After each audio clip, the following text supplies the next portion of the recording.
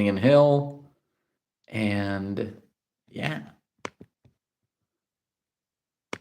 just going to be setting up shop here on my computer as well.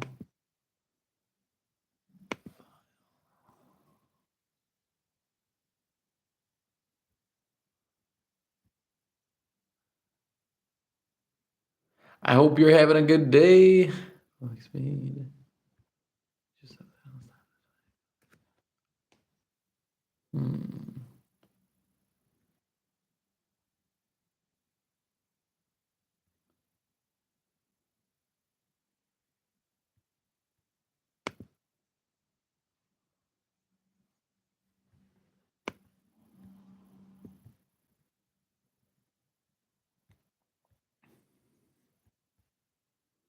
All right, we're just going to give it a go. I had some issues in the, it saved a little bit differently than I anticipated. Without further ado, we are reading, starting with chapter 6 of Napoleon Hill's Master Key to Riches.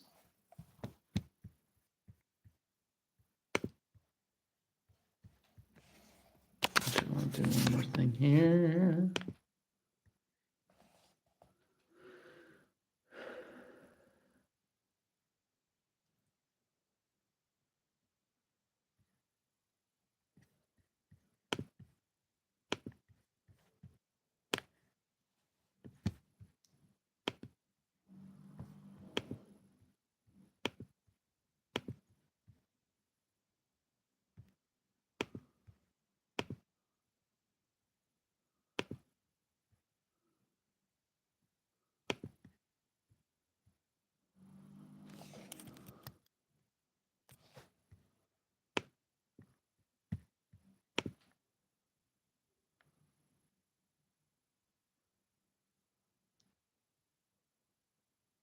All right, we're starting.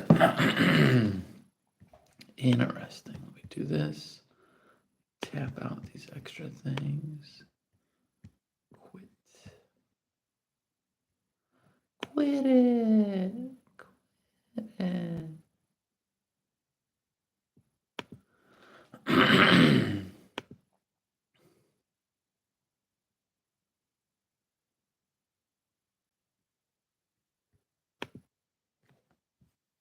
That's weird. Hey, what's going on? I'm going to be reading Master Key to Riches here by Napoleon Hill. I am just checking my audio here.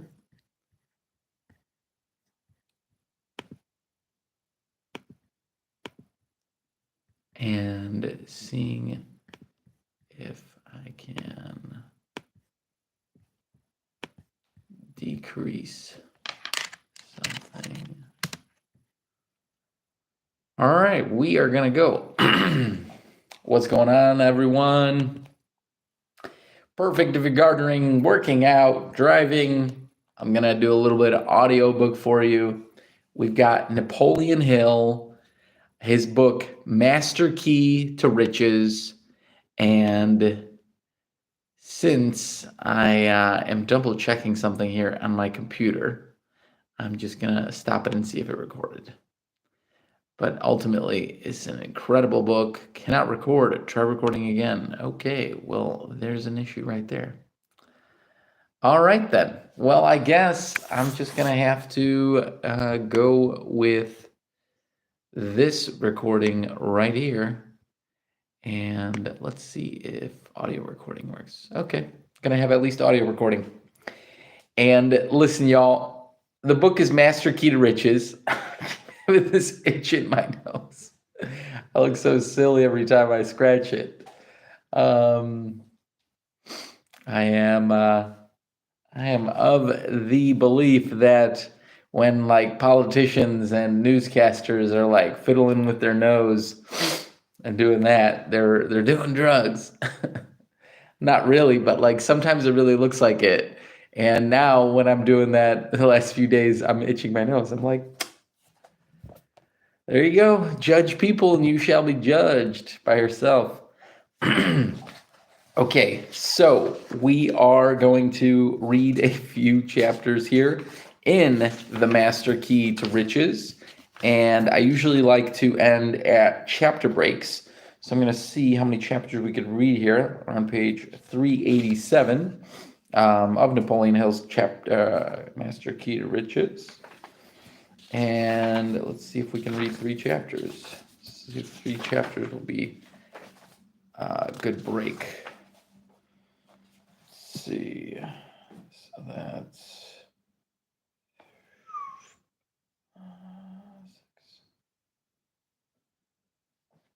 96, 06, 16. Interesting. So 2, 3, 4, 5, 6, 7, 8, 9, 10, 11, 12, 13, 14,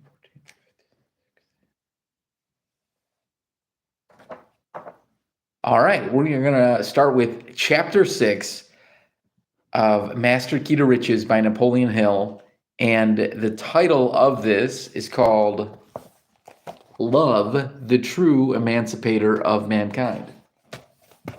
And if you know by now, obviously probably, just starting out here, but if you are uncertain, there are these different keys to the method that Andrew Carnegie was teaching Napoleon Hill, and Love, the True Emancipator of Mankind looks like is number 3.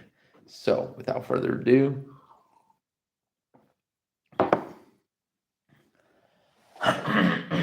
excuse me and thank you. Master Key to Riches by Napoleon Hill, chapter 6, Love, the True Emancipator of Mankind. As human beings, love is our greatest experience. It can bring one to communicate with infinite intelligence. When it is blended with the emotion of sex and romance, it may lead one to the higher mountain peaks of individual achievement through creative vision.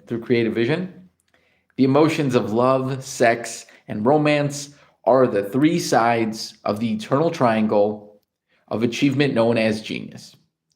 Nature creates geniuses through no other media. Love is an outward expression of the spiritual nature of mankind.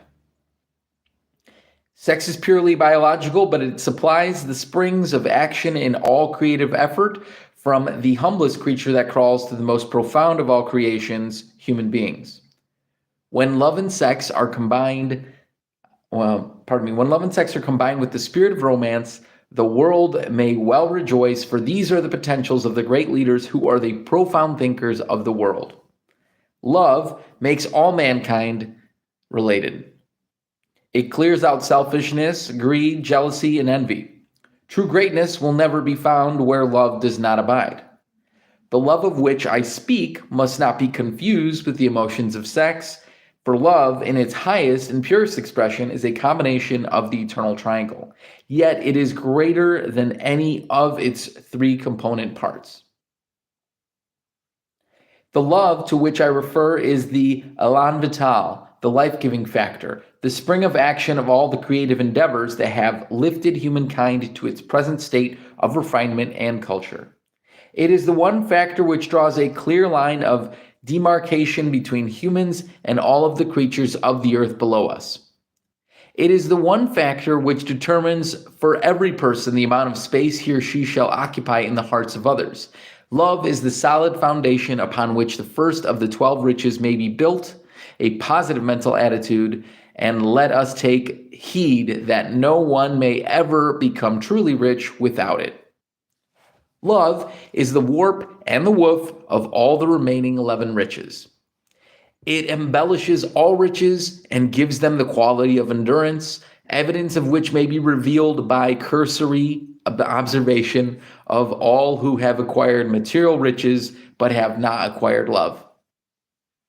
The habit of going the extra mile leads to the attainment of that spirit of love. For there can be no greater expression of love than love which is demonstrated through service that is rendered unselfishly for the benefit of others. Emerson had the vision of the kind of love to which I refer when he said, "Those who are capable of humility, of justice, of love, of aspiration are already on the platform that commands the sciences and arts, speech and poetry, action and grace. For whoso dwells in this mortal beatitude does already anticipate those special powers which men prize so highly. The magnanimous know very well that they who give time or money or shelter to the stranger, so it be done for love and not for ostentation, do, as it were, put God under obligation to them. So perfect are the compensations of the universe. In some way, the time they seem to lose is redeemed, and the pains they take remunerate themselves. These men fan the flame of human love and raise the standard of civic virtue among mankind.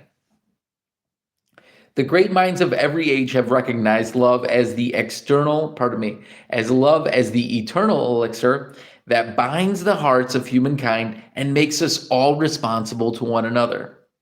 One of the greatest minds this nation ever produced, Robert Greene Ingersoll, expressed his views on love in a classic that shall live as long as time endures. He said, "Love is the only bow on life's dark cloud. It is the morning and the evening star.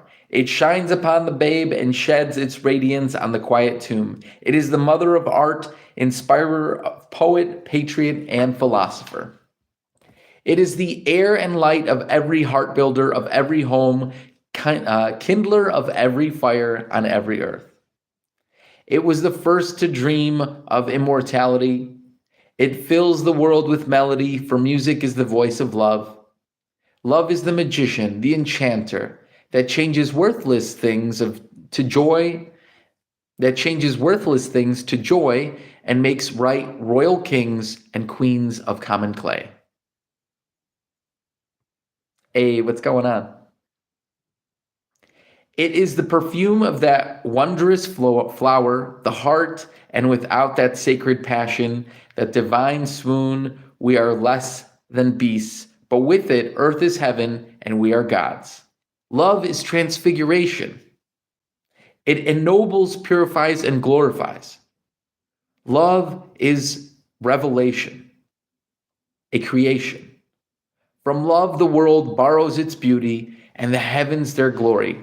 Justice, self-denial, charity, and pity are the children of love. Without love, all glory fades. The noble falls from life. Art dies. Music loses meaning and becomes more motions of the air. And virtue ceases to exist. Interesting. If one is truly great, one will love all humankind. One will love the good and the bad among all humanity.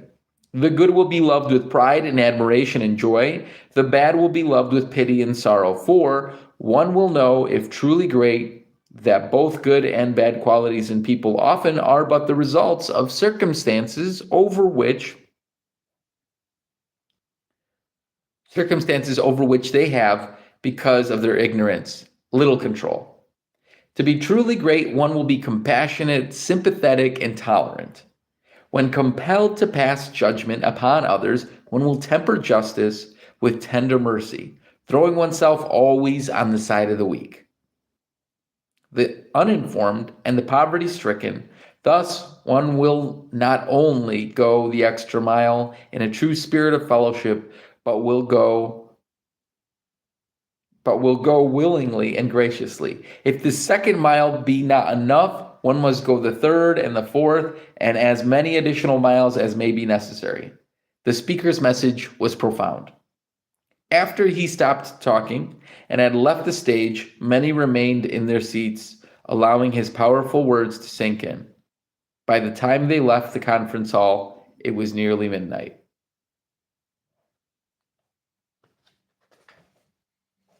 Oh, dang. This is cool. I think I'm just realizing this is one of his first manuscripts for his teachings, his philosophy. I just wanted to point out here, feel free to, write down below and communicate with others in the chat. Comment any questions, and we'll respond to them. The Mastermind, Chapter 7. This right here is maybe the most important, if not the first most important thing to what Napoleon Hill teaches. So, Chapter 7, The Mastermind. The mastermind principle is the basis of all great achievements, the foundation, stone of major importance in all human progress, whether it be individual progress or collective progress. It provides the key to the attainment of great personal power. The mastermind principle is defined as an alliance of two or more. Hey, what's going on, everyone? Appreciate you. The mastermind principle is defined as an alliance of two or more minds blended in a spirit of perfect harmony and cooperating for the attainment of a definite purpose. The key to its power may be found in the word harmony. Without that element, collective effort may constitute cooperation, but it will lack the power which harmony provides through coordination of effort. The tenets of major importance in connection with the mastermind principle are these. Premise 1. The mastermind principle is the medium through which one may procure the full benefit of the experience, training, education, specialized knowledge, and native ability of others, just as completely as if their minds were one's own. Okay, so in Master Key to Riches, just like other Napoleon Hill books, like Think and Grow Rich or The Ladder to Success, what's really good about this is he literally explains the step-by-step aspects of things that you could probably come up with on your own, but ultimately successful leaders have gotten all these things together and created the steps. And chapter 7 right now, the mastermind, I would say is in the top two. Like he levels them different ways, but as a concept that is new to just common sense, the mastermind is probably the number one feature that is, new to it. Definiteness of purpose, you can kind of common sense that still. But the mastermind, which I guess is the fourth aspect of the Master Key to Riches, is. No, cześć tam wszyscy, jak tam? Ja akurat czytam książkę teraz po angielsku. Jak macie jakieś pytania, to proszę piszcie i odpowiem po rozdziale, nie? Albo jak wejdę w momencie. Premise 2. An alliance of two or more minds in a spirit of perfect harmony for the attainment of definite purpose stimulates each individual mind with a high degree of inspiration and may become the state of mind known as faith. A slight idea of this stimulation and its power is experienced in the relationship of close friendship and in the relationship of love. Premise 3. Every human brain is both a broadcasting station and a receiving station for the expression of the vibrations of thought and the stimulating effect of the mastermind principle. One more time, premise 3. Every human brain is both a broadcasting station and a receiving station for the expression of the vibrations of thought, and stimulating effect of the mastermind principle stimulates action of thought through what is commonly known as telepathy, operating through the sixth sense. In this manner, many business and professional alliances are translated into reality, and seldom has anyone ever attained a high station or enduring power without the application of the mastermind principle through which he secured the benefit of other minds.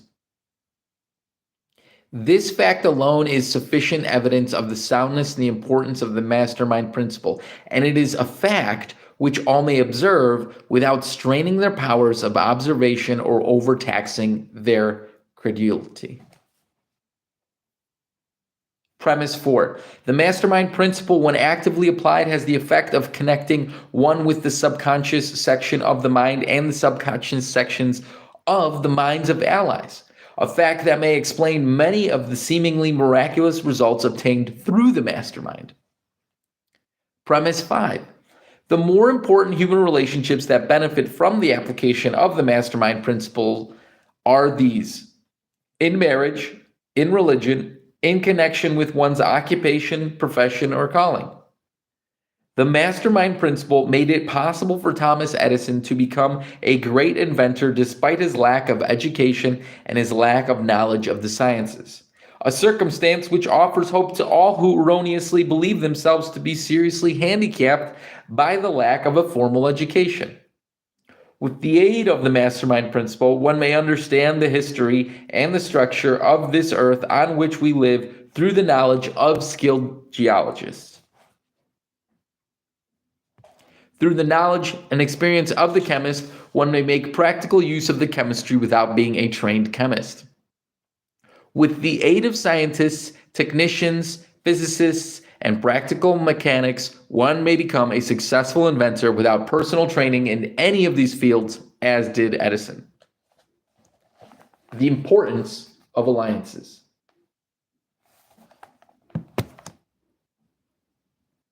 There are two general types of mastermind alliances.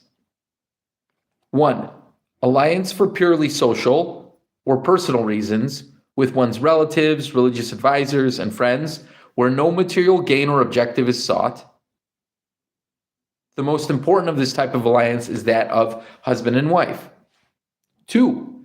The alliances for business, professional, and economic advancement, consisting of individuals who have a personal motive in connection with the object of the alliance.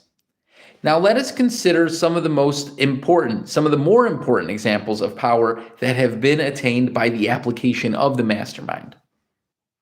The American form of government, as it was originally written into the Constitution of the United States, should have first analysis because it is one form of power which vitally affects every citizen of our country and to a large degree affects the entire world. Our country is noted for three obvious facts. It is the richest country in the world. It is the most powerful nation of the world. It provides its citizens with more personal freedom than does any other nation. Riches, freedom, and power. What an awe-inspiring combination of realities. The source of these benefits is not difficult to determine, for it centers in the Constitution of our country and in the American system of free enterprise, these having been so harmoniously coordinated that they have provided people with both spiritual and economic power such as the world has never been witnessed. Our form of government is a stupendous mastermind alliance made up of the harmonious relationship of all the people of the nation functioning through 50 separate groups known as states. The central core of our American mastermind is easily discernible by breaking down our form of government and examining its component parts, all of which are under the direct control of a majority of the people. These parts are the executive branch of our government maintained by a president, the judiciary branch maintained by the Supreme Court, the legislative branch maintained by Congress. Our Constitution has been so wisely constructed that the power behind all three of these branches of government is held by the people. It is a power of which the people cannot be deprived except by their own neglect to use it.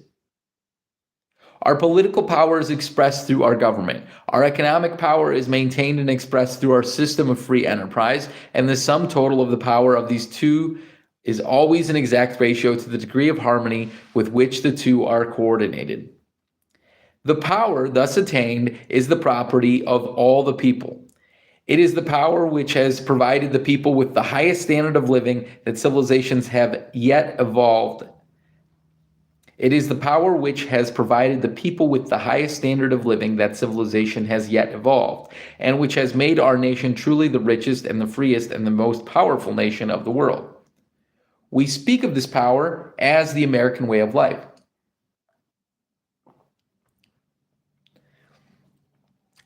Again, a lot of the focus here is on the states, because over 125 years ago, this was really like exponential.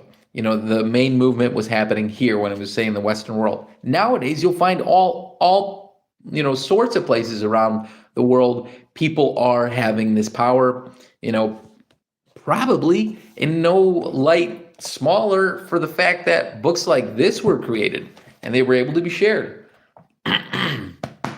Excuse me. Another illustration of the mastermind applied to industry may be found in the great American systems of transportation and communications. Those who manage our railroads and our airlines, our telephone and telecommunication systems have established a service that has never been equaled in any other country. Their efficiency and the resultant power consistent entirely in their application of the mastermind principle or harmonious coordination of effort. Still another example of power attained through the mastermind principle may be found by observing the relationship of our military forces, our Army, Navy, Air Force, Marines, and Coast Guard. Here, as elsewhere, the key to our power has been harmonious coordination of effort.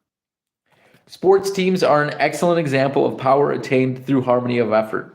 The great American system of merchandising is still another example of economic power, attained through the mastermind principle. It is. Every successful industry is the result of application of the mastermind. The American system of free enterprise in its entirety is a marvelous illustration of economic power produced by friendly, harmonious coordination of effort. Andrew Carnegie frankly admitted that his entire fortune was accumulated by the application of this principle, through which he brought together one of the greatest industrial organizations this nation has ever witnessed. And let it be remembered that his mastermind consisted of his entire organization of associate workers, from the humblest to the greatest. The key workers of his mastermind, his managerial and supervisory staff, were recruited from his rank and file, and he understood the mastermind principle so thoroughly that he inspired every worker to make the most.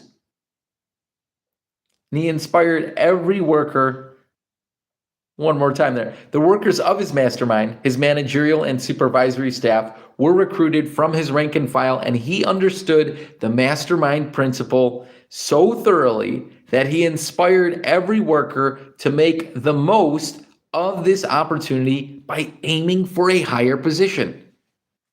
The man to whom he entrusted the organization of the philosophy of individual achievement had the benefit, through Mr. Carnegie's assistance, of the greatest mastermind alliance that ever collaborated in such an undertaking.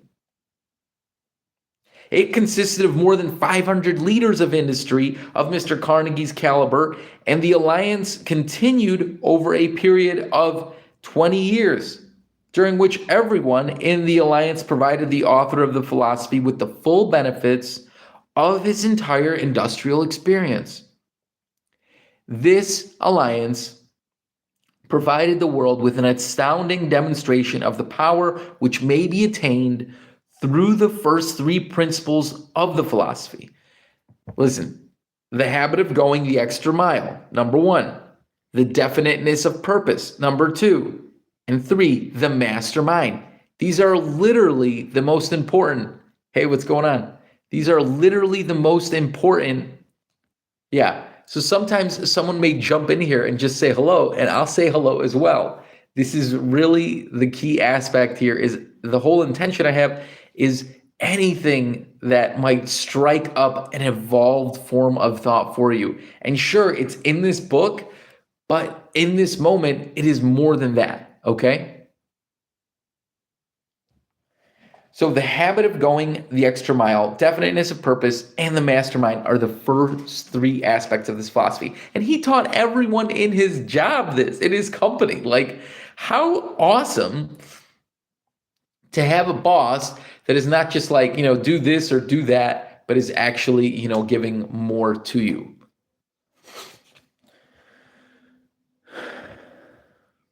The definite purpose which inspired this work was that of providing all with a workable philosophy based on the experience of those who had demonstrated material success.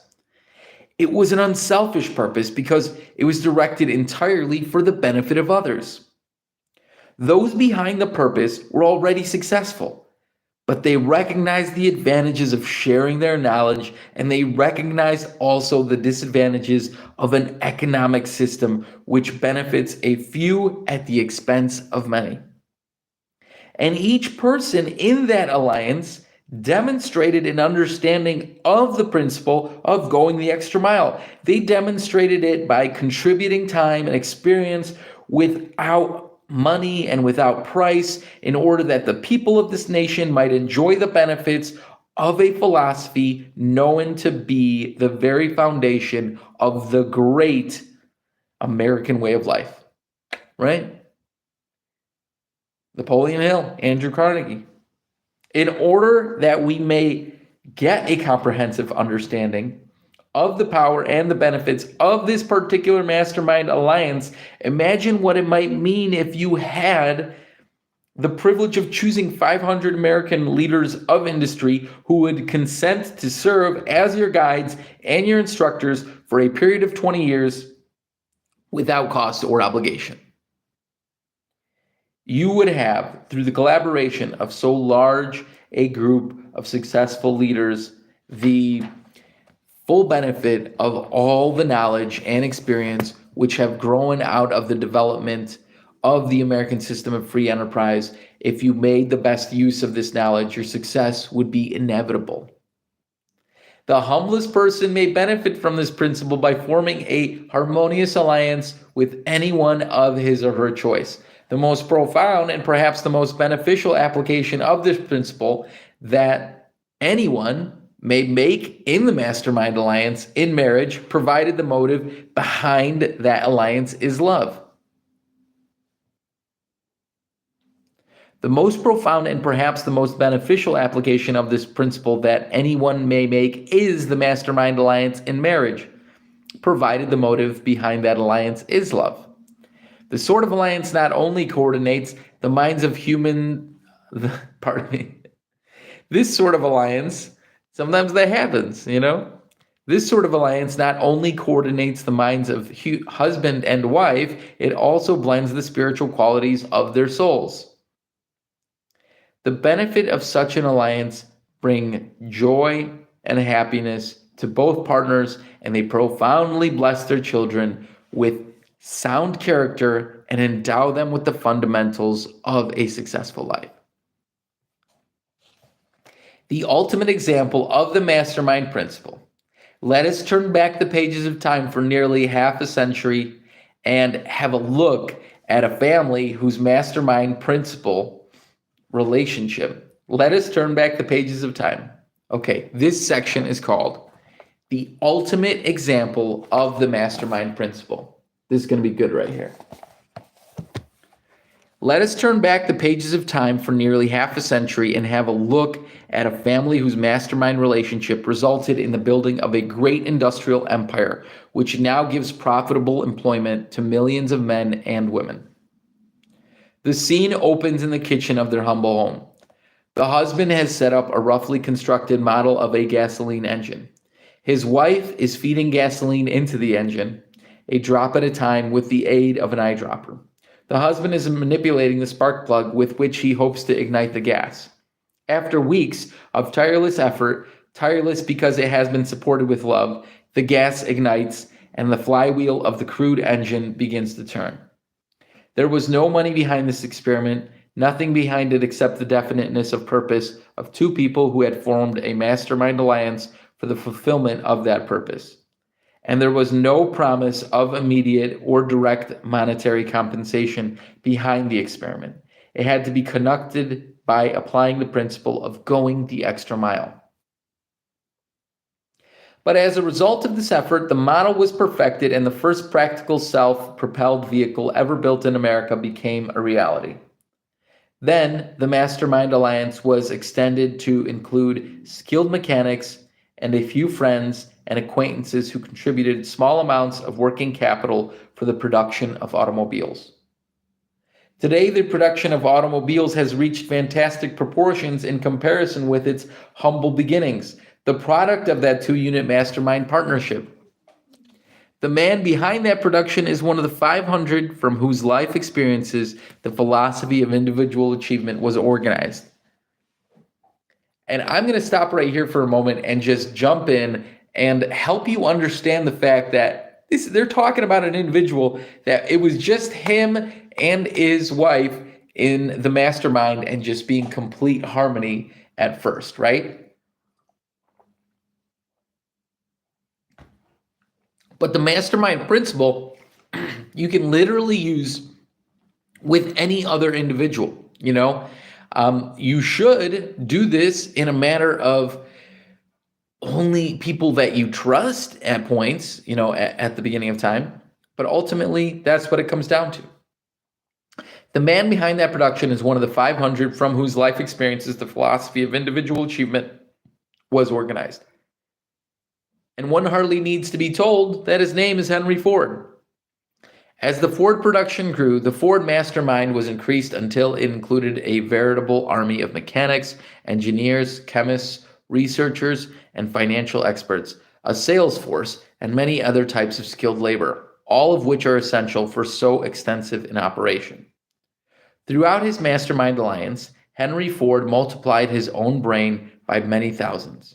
Without this alliance, he could not have carried on his vast industrial activities. It will continue to endure because the power it provides benefits all whom it affects.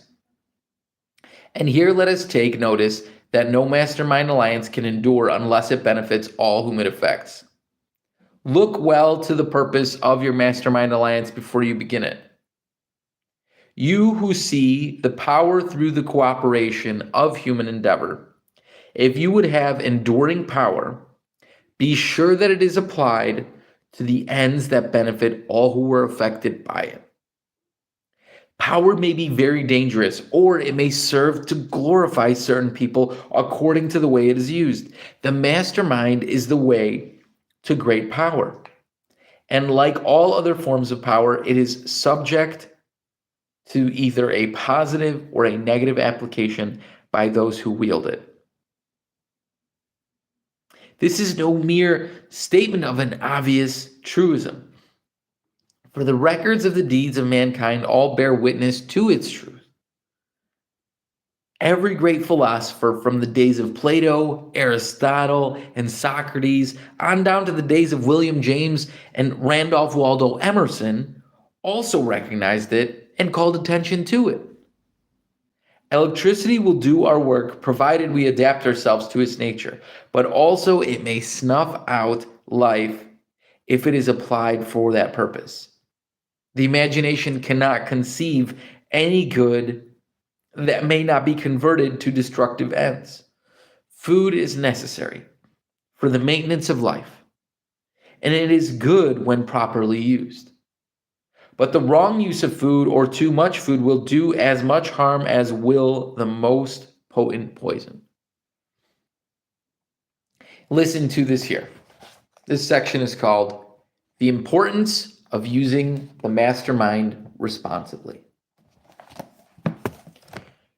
You now have an understandable interpretation of the greatest source of personal power. This is the greatest source of personal power known to man. The mastermind. The responsibility of its right use is yours. Use it as Henry Ford has done, and you will be blessed as he was with the privilege of occupying great space in the world. Space that can be estimated in both geography and in human relationship, which are friendly and cooperative. For it is an accepted fact that Henry Ford occupied more friendly space in the hearts of his fellow professionals than virtually any other industrialist. Not only did Ford's mastermind consist in his harmonious alliance with his associate workers and his technical staff, it also extended far beyond these and included the masses of the American people who stood on the sidelines and watched him go by. People like you and me who recognize sound business and personal philosophy and respect its use wherever it is observed. We emphasize Henry Ford's application of the mastermind because there is not to be found in the entire history of industrial America a finer example than his of individual achievement based on the American way of life. He benefited almost everyone whose life had been touched by his influence, and it is very doubtful if he himself recognized the full scope and measure of his influence on American life. Mastermind, power under control of Henry Ford, is a blessing and not a curse or a danger, as it might be if we were wielded by someone with less vision than he possessed. All of which in his observation of Ford, not to eulogize him, but to inspire all who he seek any form of personal aggrandizement under the American way of life. In an analysis of Henry Ford and 50 other astounding Americans representing a wide variety of occupations based on the 17 principles of this philosophy, Henry Ford led all the others by a wide margin. One of the first three principles, going the extra mile, definiteness of purpose, and the mastermind, he rated 100% plus. The plus indicated, in an analysis of Henry Ford and 50 other outstanding Americans representing a wide variety of occupations based on the 17 principles of this philosophy, Henry Ford led all the others by a wide margin. On the first three principles, going the extra mile, definiteness of purpose, and the mastermind, he rated 100% plus. The plus indicated that he had made extraordinary use of these three principles, a fact that was established by close observation and analysis of his achievements and their influence for good throughout the world. And let us be reminded that the first member of his mastermind alliance, his wife, occupied first place in this alliance throughout his lifetime. Her influence upon him was continuous and profound. So profound, in fact, that it might not be an exaggeration to say that had there been no Mrs. Ford, there would have been no great Ford, an industrial empire, as the world of today knows it. Henry Ford made mistakes. Some of them were the result of errors of judgment. Others were the result of causes beyond his control. But those who knew all the facts concerning his active life will tell you that he made only 2 mistakes of major importance. And these were promptly mended by his own design and personal initiative. As soon as they were discovered,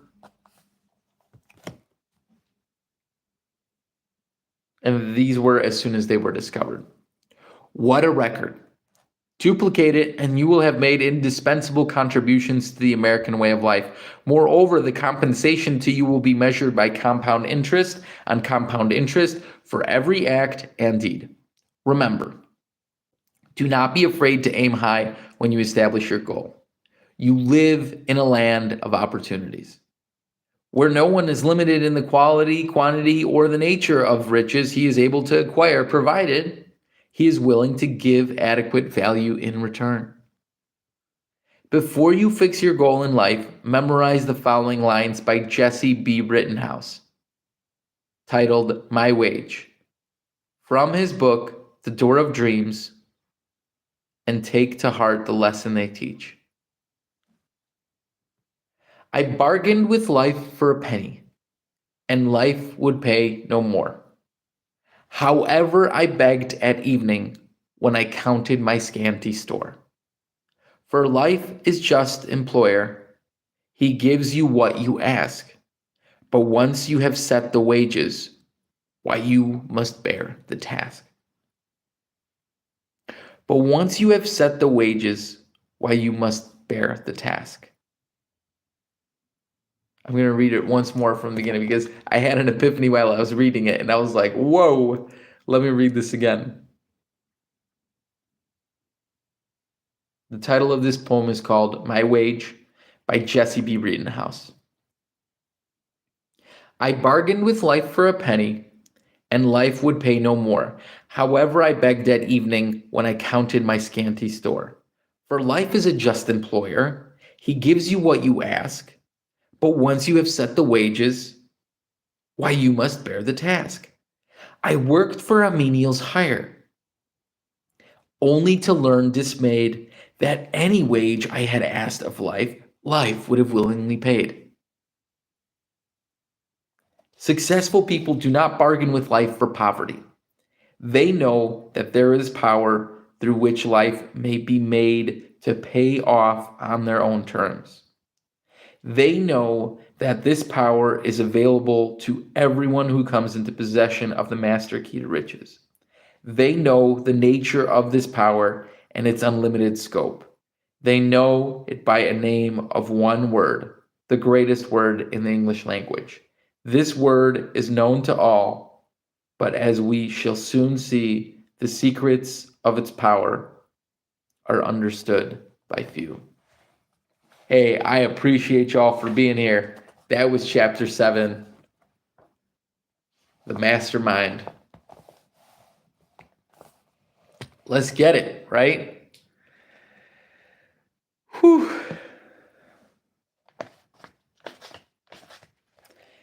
Chapter 8. Andrew Carnegie's analysis of the mastermind principle. When I decided to share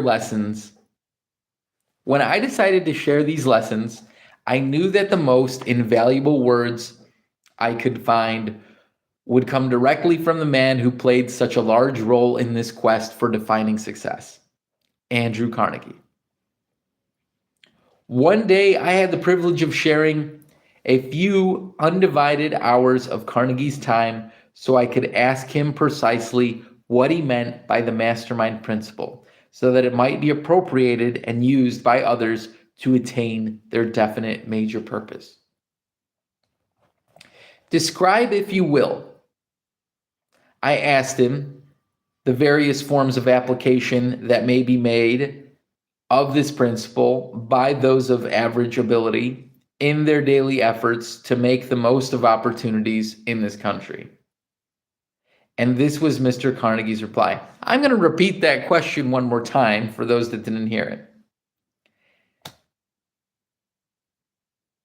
One day I had a privilege of sharing a few undivided hours of Carnegie's time so I could ask him precisely what he meant by the mastermind principle, so that it might be appropriated and used by others to attain their definite major purpose.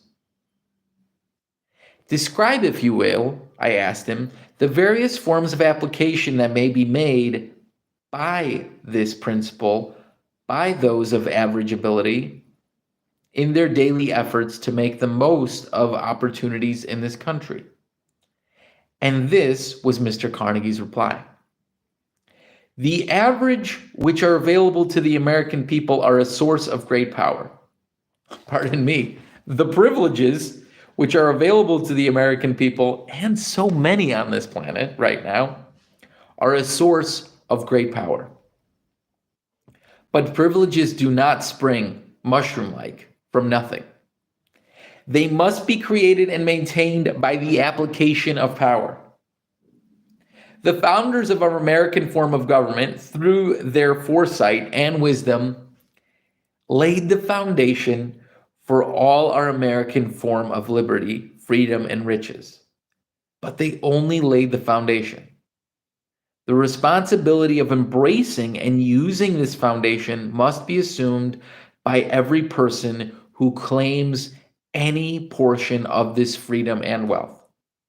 I will now describe some of the individual uses of the mastermind principle as it may be applied in the development of various human relationships which may contribute to the attainment of one's definite major purpose.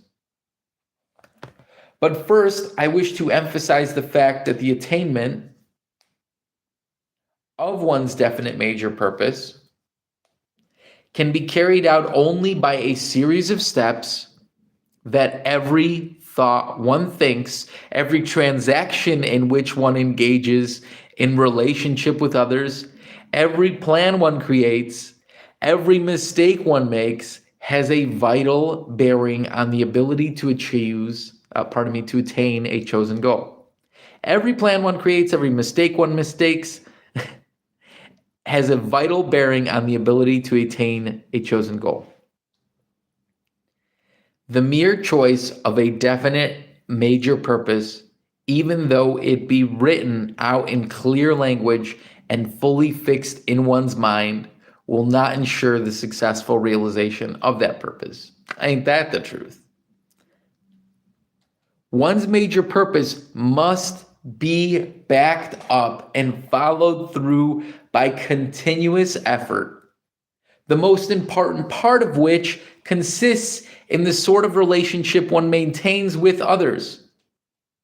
With this truth well established in one's mind, it will not be difficult to understand how necessary it is to be careful in choosing associates, especially those with whom one maintains close personal contact in connection with one's occupation.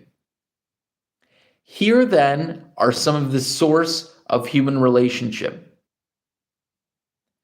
which someone with a definite major purpose must cultivate, organize, and use in his progress toward the attainment of his chosen goal. Occupation outside of the relationship of marriage or a significant partnership, which is the most important of all mastermind relationships. There is no form of relationship as important as the one that exists between a worker and those with whom he or she works in a chosen occupation. And marriage is a vocation. So, everyone has a tendency to take on the mannerisms, beliefs, mental attitude, political and economic viewpoint, and other traits of the more outspoken of those with whom he or she associates during the workday.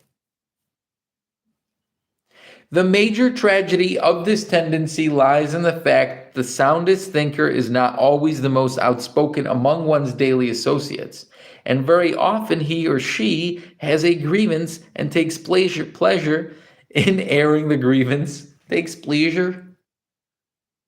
It's a pleasure. It is a pleasure.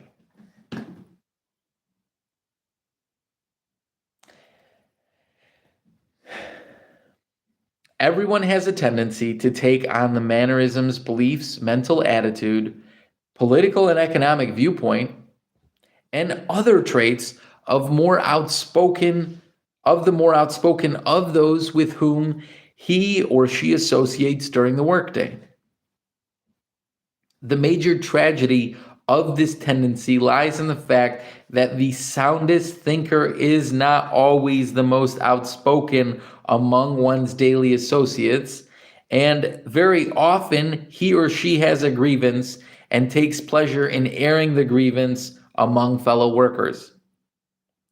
Also, the most outspoken person is often an individual who has no definite major purpose, or his or her own. Also, the most outspoken person is often an individual who has no definite major purpose of his or her own. Dang, that's intense. Therefore, this person devotes much time belittling the person who has such a purpose.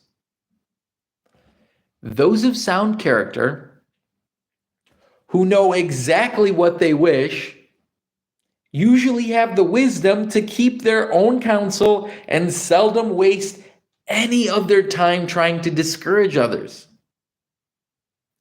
They are so busily engaged in promoting their own purpose that they have no time to waste with anyone or anything which does not contribute in one way or another to their benefit.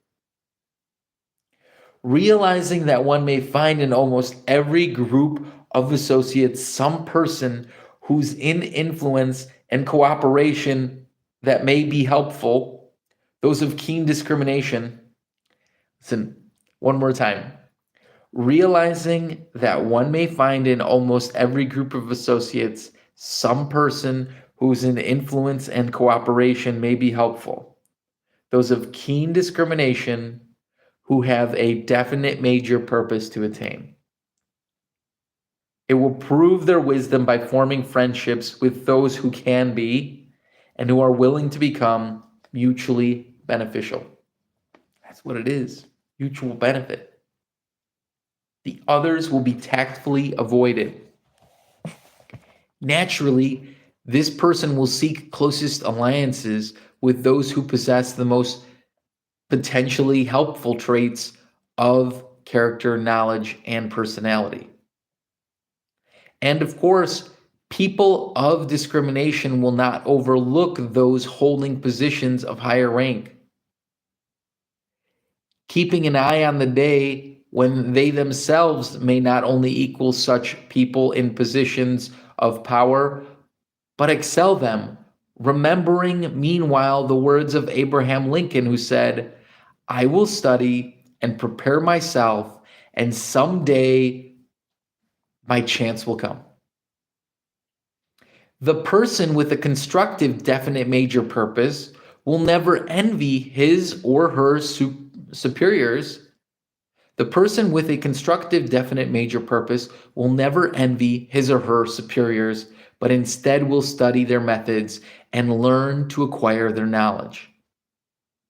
You may accept it as a sound prophecy that those who spend time finding fault with their superiors will never become a successful leader in their own account.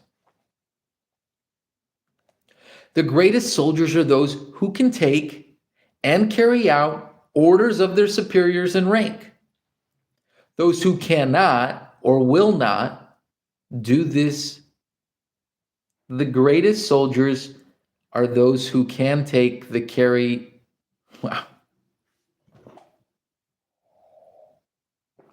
I'm going to have to take a sip here. I have learned so much in the last few chapters. My mind is like, pfft.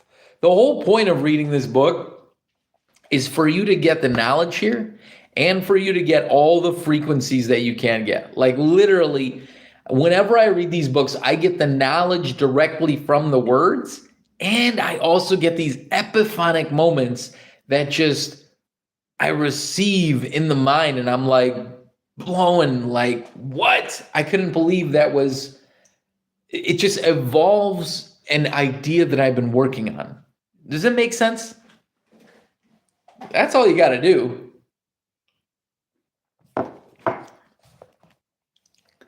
The greatest soldiers are those who can take and carry out orders of their superiors in rank. Those who cannot or will not do this never will become successful leaders in military operations. The same rule is true of any person in other walks of life. If that person fails to emulate the person above in a spirit of harmony, he or she will never benefit greatly from associating with that person. No fewer than 100 people have risen from the ranks in my own organization. No fewer than 100 people have risen from the ranks in my own organization and have found themselves richer than they need be. Enough riches than you ever need. They were not promoted because of bad dispositions or the habit of finding fault with those above or those below. Wow, this is incredible. I'm just imagining what Andrew Carnegie is saying, and I'm like imagining it from his standpoint, and I'm realizing we're consistently evolving. You must consistently evolve your thoughts, and I think that is literally the most important part here. If you are not evolving your thoughts in any one moment, then to some extent you're wasting it. And I'm not saying that's, necessarily, you could just be resting, but it's on a time frame of evolution, right? No fewer than 100 people have risen from the ranks in my own organization and have found themselves richer than they need be. They were not promoted because of bad dispositions or the habit of finding fault with those above or those below them, but they promoted themselves by appropriating and making practical use of the experience of everyone with whom they came in contact. The individual with a definite major purpose will take careful inventory of every person with whom he or she comes in contact, and will look upon every such person as a possible source of useful knowledge or influence. With that individual may borrow, The individual with a definite major purpose will take careful inventory of every person with whom he or she comes in contact and will look upon every such person as a possible source of useful knowledge or influence. Do you understand that? And you must use this useful knowledge or influence which that individual may borrow and use in self-promotion. Listen, make sense of this. If a person looks around the workplace, he or she will discover that this place of daily labor is a schoolroom in which to acquire the greatest of all educations, the education that comes from observation and experience. Listen, imagine this. You already have it for you in front of you. Always remain a student. How may one make the most of this sort of schooling, some will ask. The answer may be found by studying the 9 basic motives which move people to voluntary action. We often lend our experience, knowledge, and cooperation to others because we have been given a sufficient motive to do so. Those who relate to others in the workplace with the right sort of mental attitude, toward them stand a better chance of learning from them than those who are belligerent, irritable, discourteous, or neglectful of the little amenities of courtesy which exist between all cultured people. The old saying that you can catch more flies with honey than with vinegar might well be remembered by those who wish to learn from those who know more about matters than oneself and whose cooperation is needed and sought. Educational. No one's education is ever finished. The individual whose definite major purpose is of noteworthy proportions must remain always a student and learn from every possible source, especially those sources from which one may acquire specialized knowledge and experience related to one's major purpose. The public libraries are free. They offer a great array of organized knowledge on every subject. They carry in every language the total of human knowledge on every subject. The successful person with a definite major purpose makes it his or her business and the responsibility to the successful person with a definite major purpose makes it his or her business and responsibility to read books relating to that purpose and thus acquire important knowledge which comes from the experience of others who have gone before.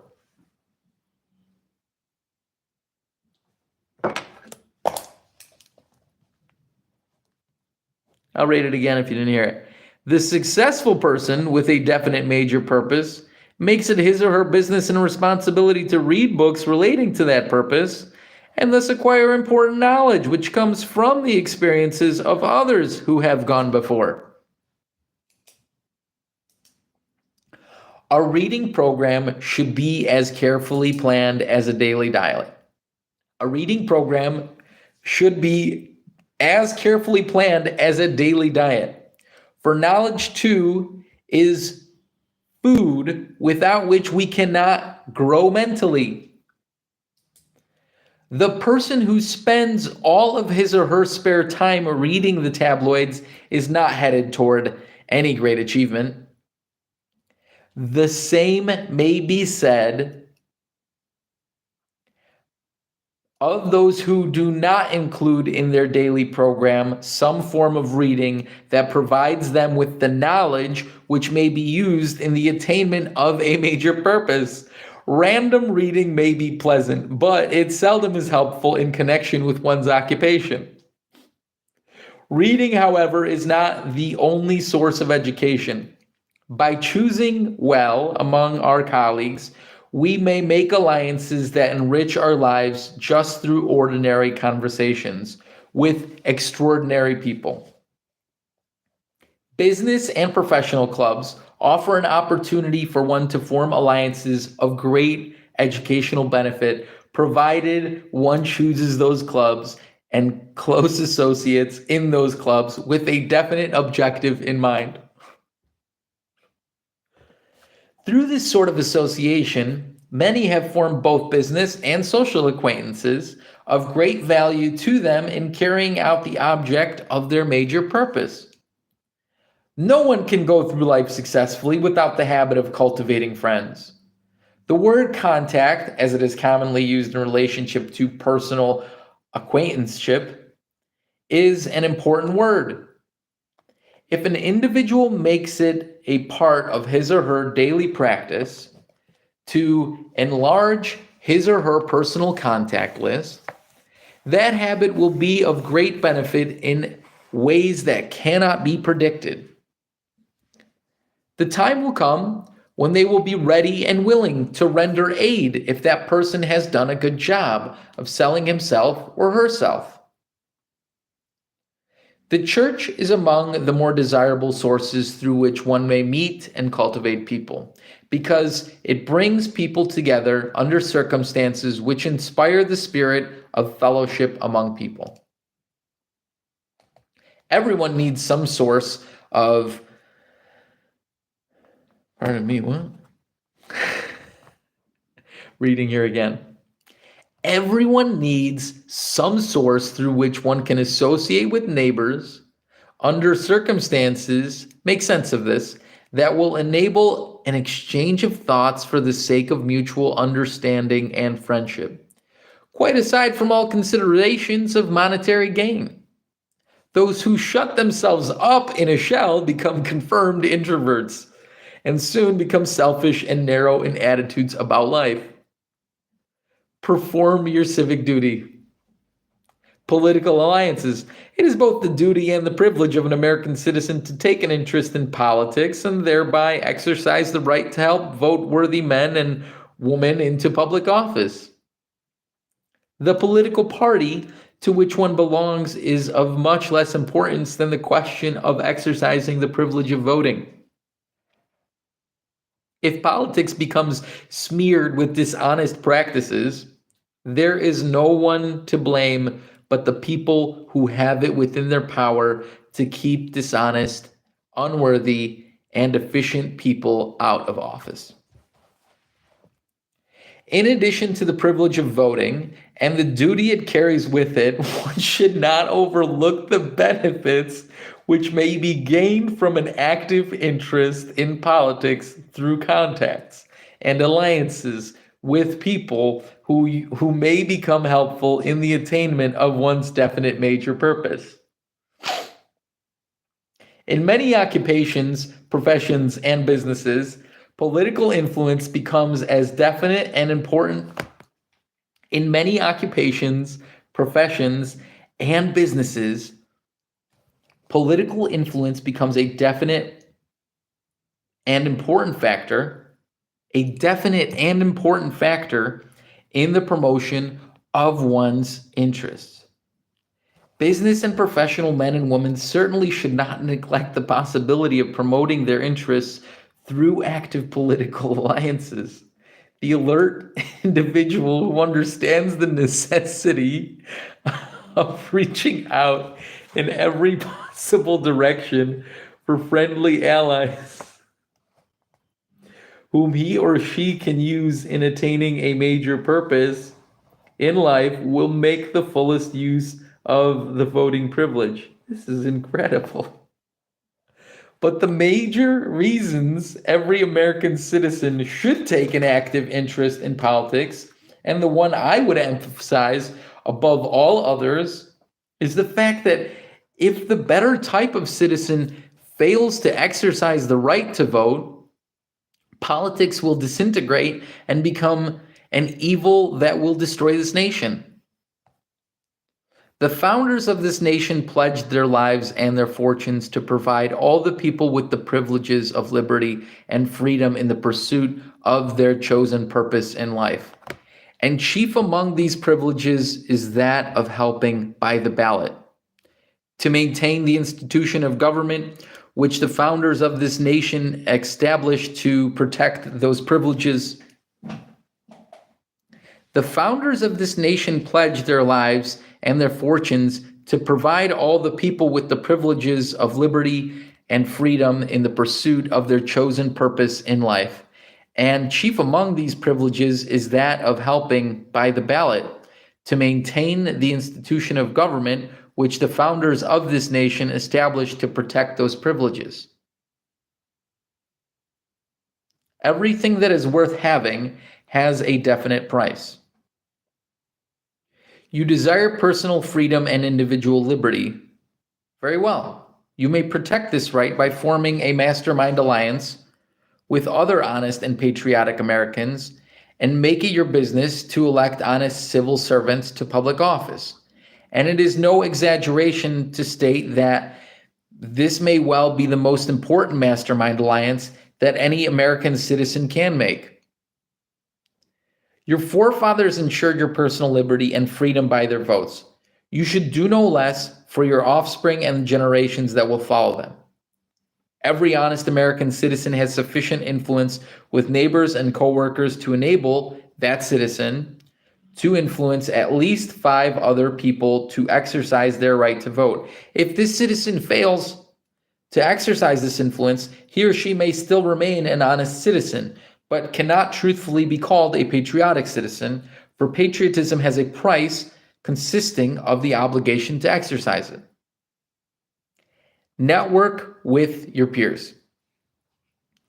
Social alliances here is a fertile, almost unlimited field of the cultivation of friendly contacts. It is particularly available to the married couple who understand the arc of marking friends through social activities. Such a couple can convert a home and social activities into a priceless asset to them both. If one or both of their occupations requires them to extend the number of their friends.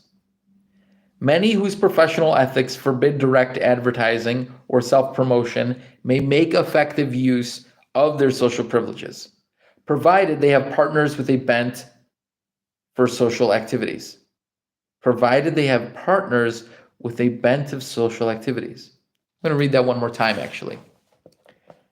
Many whose professional ethics forbid direct advertising or self-promotion may make effective use of their social privileges, provided they have partners with a bent for social activities. So basically the same. I think you're always selling or you're always marketing, but it's basically saying if you're not trying to advertise or self-promote, then do it in your social aspect. This is the same thing. That's why when you hear a salesperson say, always be closing, you're always selling anyway, but are you selling well or not? And if you're closing, that's the fact. So let's get to it. What's the aspect you want, you need, you hear? I think it's a great idea.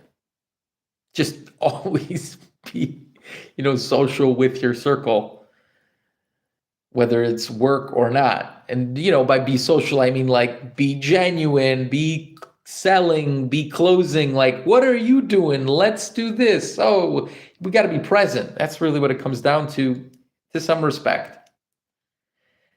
Sometimes we receive the words that we hear, and other times we receive things on the frequency of which the words written or being said are being sent, and therefore your ideas will evolve or not based on how present you are in the moment. A lawyer's husband has been credited with helping her to build one of the most lucrative law practices in a Middle Western city. We call that the Midwest in the States, a Midwest city. By the simple process of entertaining through social activities, the spouses of other wealthy business people. The possibilities in this equation are endless. All right, so he goes back into explaining that social activities thing. This is how general, network marketing started, to be fair, but I genuinely think this is how life works now entirely. This is how you need to be doing it, Always be entirely genuine in the moment. in some respects, it's, it depends which level. If you're just meeting a person, it's slightly different than if you've known someone for some time. That's why you need to be, what level of genuine are you being? If you're at the ice cream stand and, Pat or Vince is there, it's what you want to do, with the conversation. I like chocolate. Do you like vanilla, honey? I mean, I should know if my wife likes vanilla, right? But I know her favorite is fresh strawberry, or it's like strawberries and cream. But yeah, Polish strawberry actually in this place called Good Lud is the best. So that's what you should remember. One of the major advantages of friendly alliances with people in a variety of walks of life consists of the opportunity such contacts provide for roundtable discussions which lead to the accumulation of knowledge one may use in the attainment of a definite major purpose. If one's acquaintances are sufficiently numerous and varied, they may become a valuable source of information on a wide range of subjects, thus leading to a form of intellectual intercourse which is essential for the development of flexibility and versatility required in many callings. When a group of professionals gets together and enters into a roundtable discussion on any subject, this sort of spontaneous expression and interchange of thought enriches the minds of all who participate. We all need to reinforce our own ideas and plans with new food for thought, which can be acquired only through frank and sincere discussions with people whose experience and education differ from our own. The leading writer who remains in that exalted position must add continuously to his or her own stock of knowledge by appropriating the thoughts and ideas of others through personal contacts and by reading. Especially by reading, and especially by personal contacts. Man.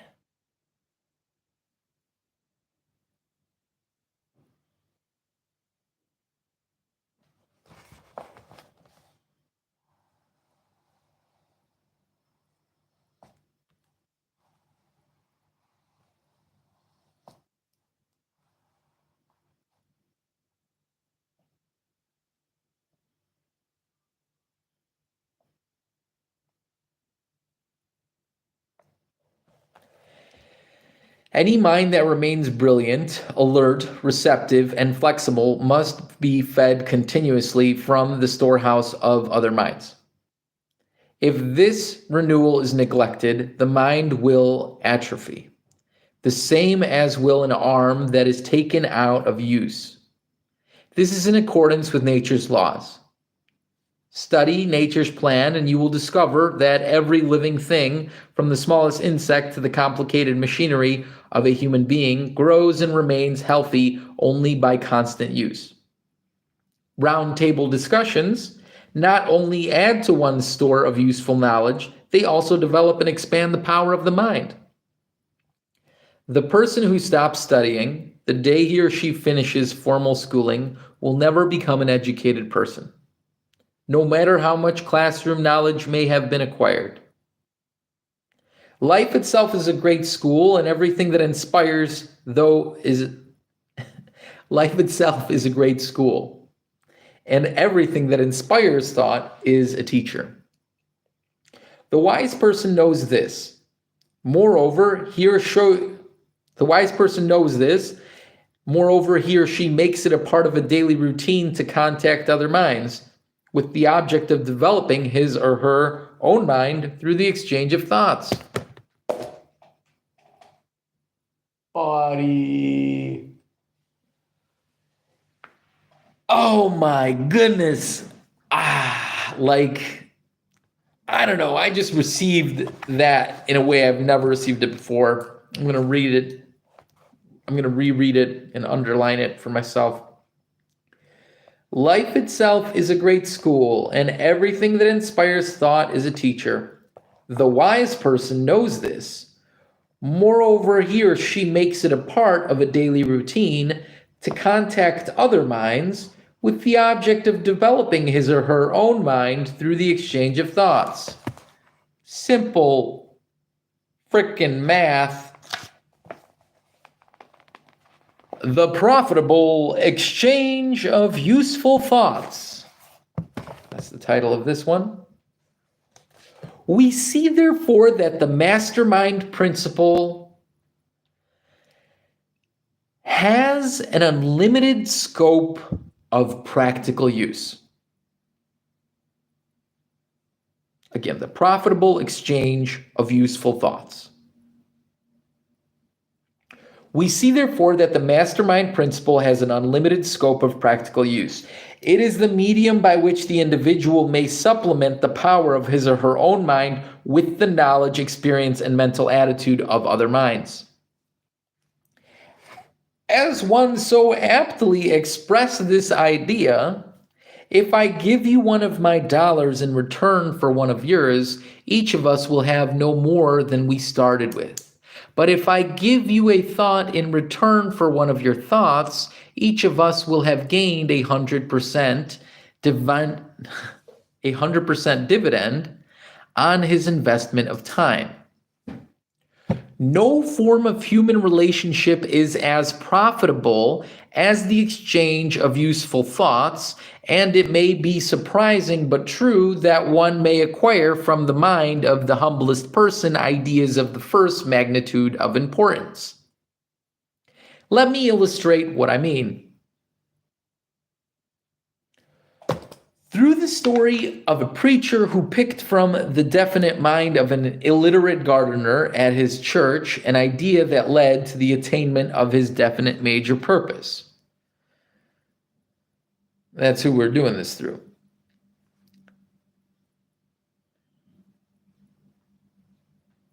And let me remind you what we're illustrating. No form of human relationship is as profitable as the exchange of useful thoughts.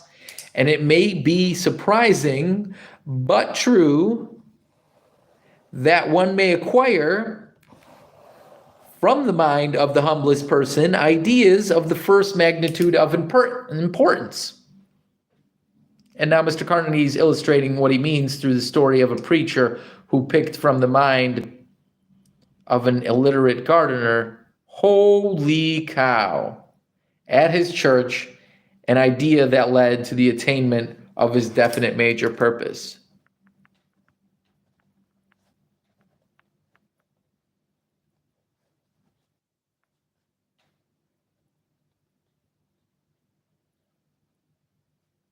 I hope you're taking notes as you're reading. Sometimes, even just, if you pause it and do a recording on your phone, or, especially like only if you're seated and not driving, take out a notebook and write it down.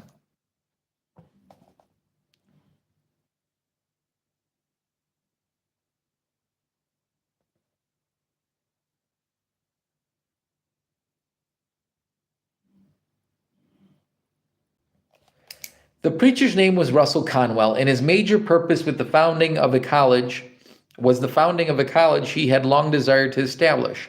All he needed was the necessary money, a tidy sum of something more than $1 million, which in those days was a lot of money. One day, the Reverend Russell Conwell stopped to chat with the gardener who was busily at work cutting the church lawn.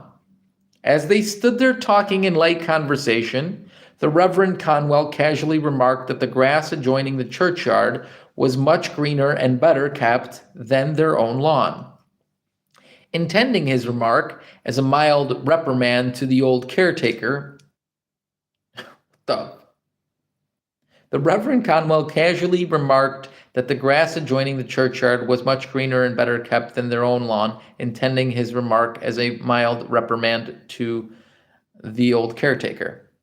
With a broad grin on his face, the old gardener replied, "Yes, sir, that grass does look greener, but that's because we are all so used to the grass on this side of the fence." Now, there was nothing brilliant about that remark, for it was not intended to be anything more than the gardener's alibi for laziness, but it planted in the fertile mind of Russell Conwell the seed of an idea. Just a bare, tiny seed of thought, mind you, which led to the solution of his major problem. From that humble remark, an idea was born for a lecture which the preacher composed and delivered more than 4,000 times. He called it Acres of Diamonds. The central idea of the lecture was this: one need not seek one's opportunity in the distance, but can find it right where one stands by recognizing the fact that the grass on the other side of the fence is no greener than that where one stands. The lecture yielded an income during the life of Russell Conwell of more than $6 million. It was published in book form and became a bestseller throughout the nation for many years thereafter. The money was used to found and maintain Temple University. The lecture yielded an income during the life of Russell Conwell of more than $6 million. It was published in book form and became a bestseller throughout the nation for many years thereafter. The money was used to found and maintain Temple University of Philadelphia, Pennsylvania, one of the great educational institutions of the country. Wow. Just from the idea of that lecture, and then he started his university. That's what he wanted to do.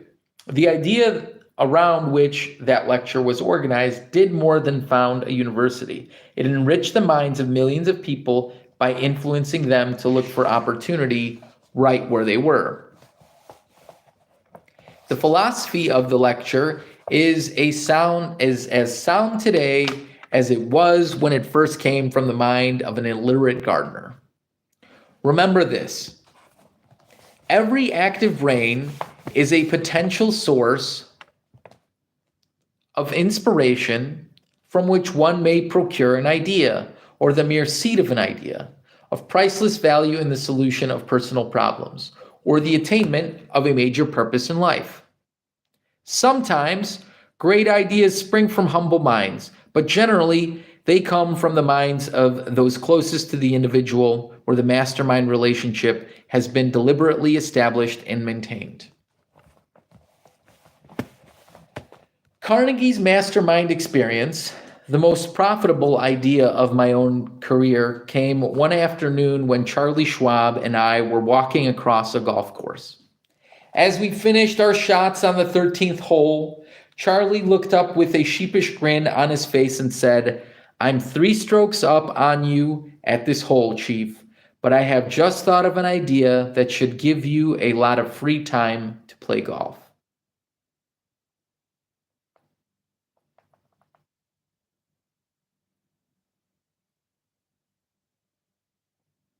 Okay.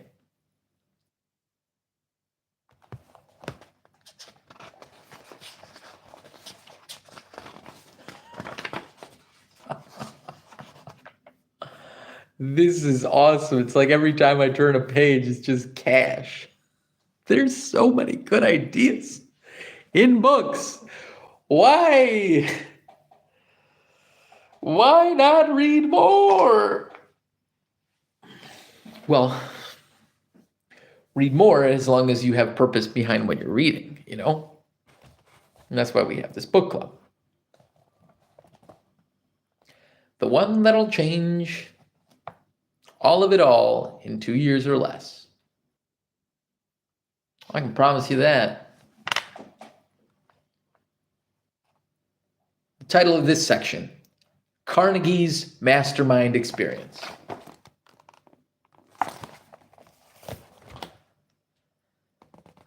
Of Napoleon Hill's Master Key to Riches. The most profitable idea of my own career came one afternoon when Charlie Schwab and I were walking across a golf course.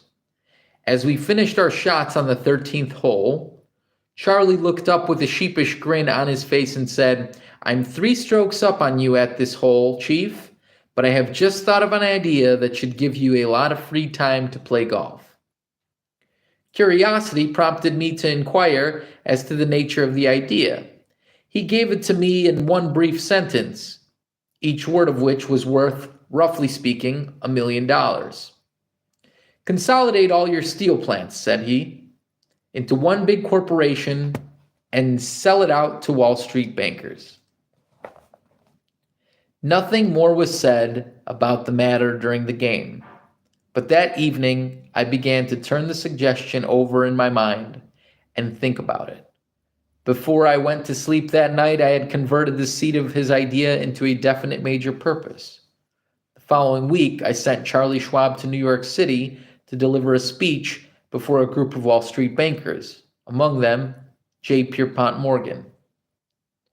The sum and substance of the speech was a plan for the organization of the United States Steel Corporation, through which I consolidated all my steel plants and retired from active business, with more money than anyone needs. Now let me emphasize one point. Charlie Schwab's idea might never have been born, and I never would have received the benefit of it if I had not made it my business to encourage in many associates the creation of new ideas. This encouragement was provided through a close and continuous mastermind alliance with the members of my business organization, among whom was Charlie Schwab. This organization, among which was also Charlie Schwab. Contact, let me repeat, is an important word. It is much more important if we add to the word harmonious. It is much more important if we add to it the word harmonious. Through harmonious relationships with the minds of others, we may have the full use of their capacity to create ideas. Those who overlook this great fact thereby condemn themselves eternally to penury?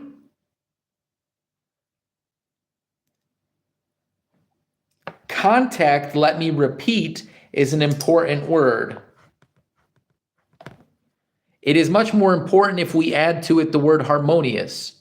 Through harmonious relationship with the minds of others, we may have the full use of their capacity to create ideas. Those who overlook this great fact thereby condemn themselves eternally to penury, and want. Makes sense. No one is smart enough to project their influence very far into the world without the friendly cooperation of others. Drive this thought home in every way you can, for it is sufficient unto itself to open the door to success in the higher brackets of individual achievement.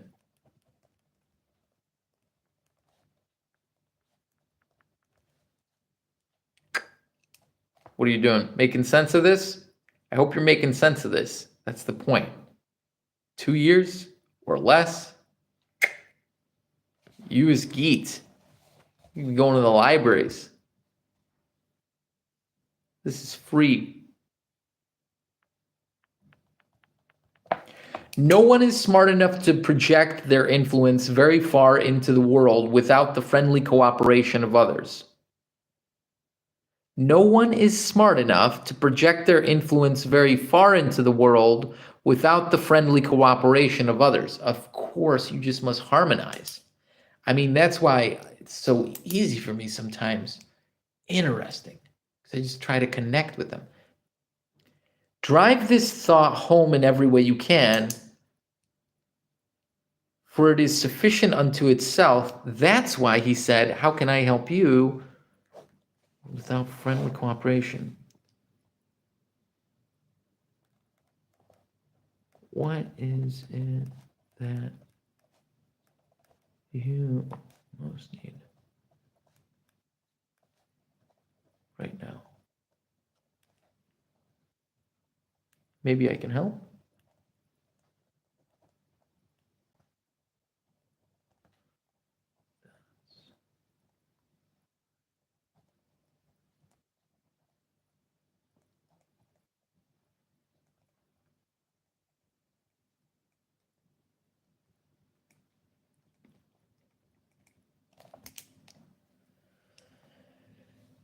Too many put.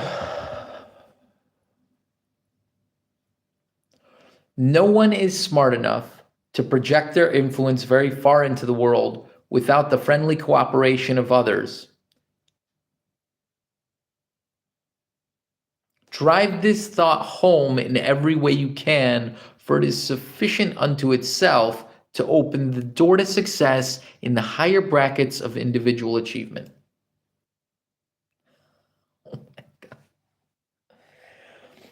Too many people look for the. Too many people. Too many people. Too many people. Not enough. Not enough people look for success in the distance, far from where they are.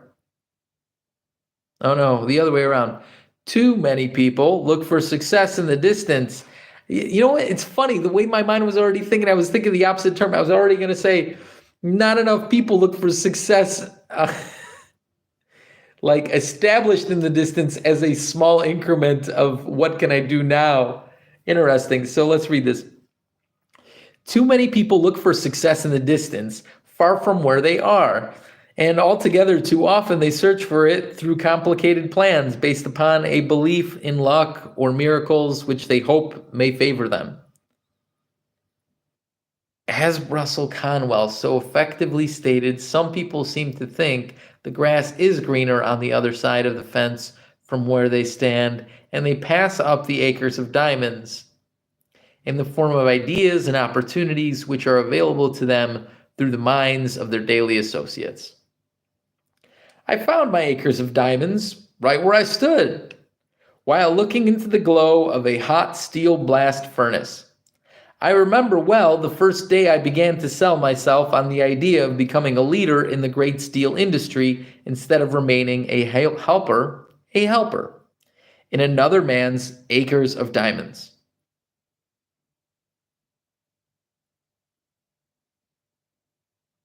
At first, the thought was not very definite.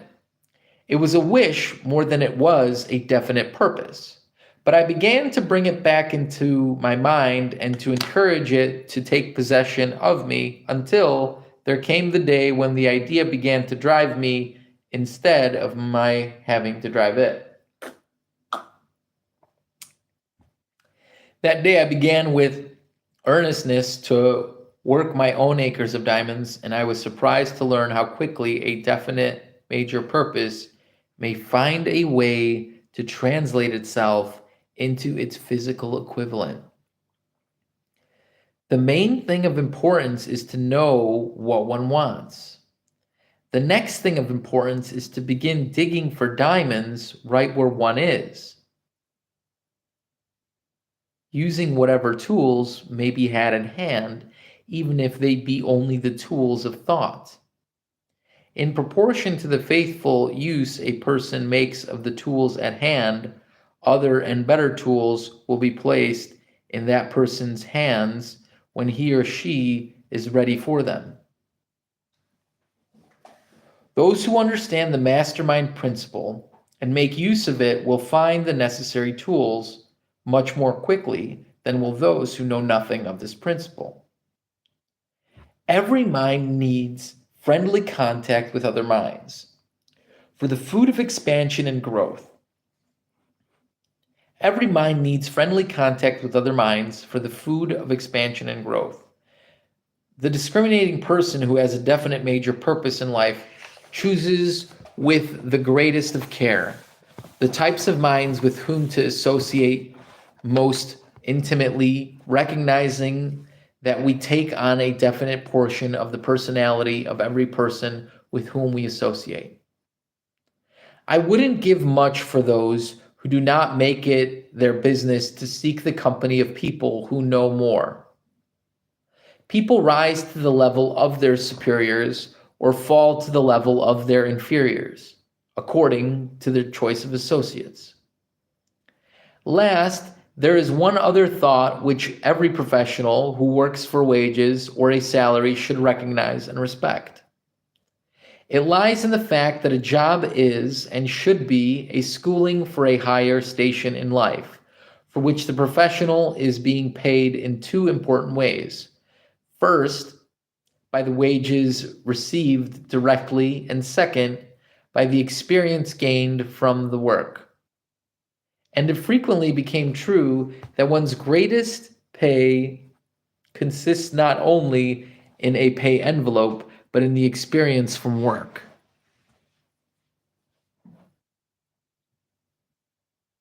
Hold on. Seldomly there's an exclamation point that I don't exclaim, and this one I didn't even notice. Sometimes I over-exclaim by adding exclamations, and there is no exclamation point, just periods. But in this situation, there is an exclamation point, and I noticed it, and I will repeat that sentence with exclamation. And rereading it in my head, I must reread the previous sentence and the previous one, maybe? All right, so there's one other thought which every professional who works for wages or a salary should recognize and respect. And it lies in the fact that a job, as it should be a schooling for a higher station in life, for which the professional is being paid in two important ways. First, by the wages received directly, and second, by the experience gained from the work. It's like people have forgotten this. And it frequently becomes true that one's greatest pay consists not in a pay envelope, but in the experience from work. This overplus pay gain from work experience depends largely for its value upon the mental attitude with which workers relate themselves to associate workers, both those above and those beneath them. If their attitude is positive and cooperative, and they follow the habit of going the extra mile, their advancement will be both sure and rapid. Thus, we see that those who get ahead not only make practical use of the principle of the mastermind, but also apply the principle of going the extra mile and the principle of definiteness of purpose, the three principles which are inseparably associated with success in all walks of life. The rewards of a committed relationship. Dude, this book is incredible. If you're just combing this, listen. Master the Key to Riches by Napoleon Hill. We've read the whole book. We're just please keep going. Title of this section: The Rewards of a Committed Relationship. Whew. When you get into reading so much, you're just already on a high level. Like, I'm getting stuff just from the title. Man, how am I sweating from this? It's not even hot in here. I'm just like emitting like pheromones from excitement, I guess. Holy cow. The rewards of a committed relationship. A committed relationship. This is by far the most important alliance anyone ever experiences. A committed relationship. This is by far the most important alliance anyone ever experiences during his or her entire life. It is important financially, physically, mentally, and spiritually, for it is a relationship bound together by all of these elements. The home is the place where most mastermind alliances should begin. And the person who has chosen a mate wisely will. If wise is an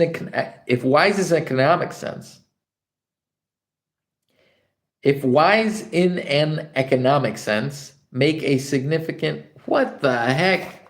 Wow. Okay. Listen, I hope all of y'all have your relationship at your home most ideal, because truly it is the most important mastermind alliance. And I think that's where you should be focusing to start.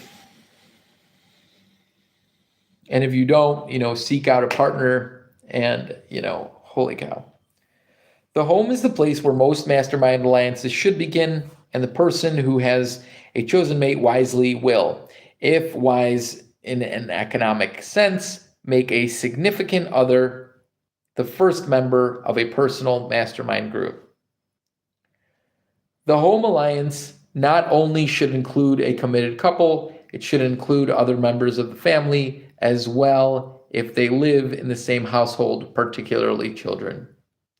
The mastermind principle brings into action the spiritual The mastermind principle brings into action the spiritual forces of those who are thus allied for a definite purpose and a spiritual power. While it may seem intangible, is nevertheless the greatest of all powers. The person in a committed relationship who is on the right terms with a partner, terms of complete harmony, understanding, sympathy, and the singleness of purpose in which each is interested, has a priceless asset in this relationship, which may lift him or her to great heights of personal achievement. Discord between a couple is unpardonable, no matter what. Discord between a couple is unpardonable. No matter what may be the cause, it is unpardonable because it may destroy the couple's chances of success, even though they may have every other attribute necessary for success. And may I here interpolate a suggestion to you right there for the benefit of both partners. You, me, the mastermind we're speaking of. The suggestion may, if it is heeded and followed, make just the difference between a lifetime of poverty and misery and a lifetime of opulence and plenty. The partner has more influence over a significant other than has any other person. Listen to this. When two people choose to commit to each other in preference to all others, these two people have each other's love and confidence. Love heeds the list of the 9 basic motives of life, the ones we mentioned earlier on.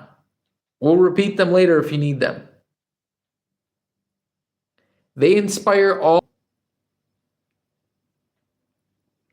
Love heeds the list of the 9 basic motives of life, which inspire all voluntary actions of people. Through the emotion of love, two people may send each other to work in a spirit which knows no such reality as failure. But remember that nagging, jealousy, fault-finding, and indifference do not feed the emotion of love, they kill it. If a couple is wise, they will arrange for a regular mastermind hour each day, a period during which they will pool all their mutual interests and discuss them in detail in a spirit of love and understanding. The periods most suited for this mastermind talk are those following the morning meal and just before retiring at night. And every meal hour should be a period of friendly intercourse between a couple. They should not be converted into periods of inquisition and fault-finding, but rather should be converted into periods of family worship during which there will be good cheer and the discussion of pleasant subjects of mutual interest to both people.